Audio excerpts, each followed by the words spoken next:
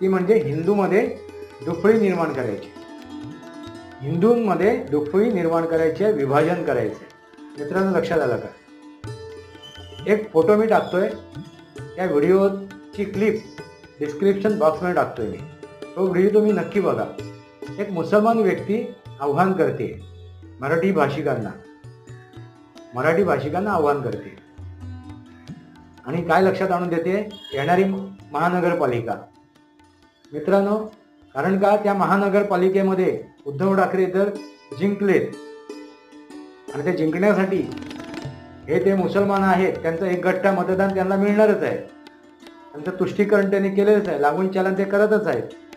मग राहिलेले जे मराठी माणसं आहेत, ते मराठी माणसं एकत्र आलेत तर नक्की उद्धव ठाकरेंचा विजय होऊ शकतो आणि भारतीय जनता पार्टीचा पराभव होऊ शकतो.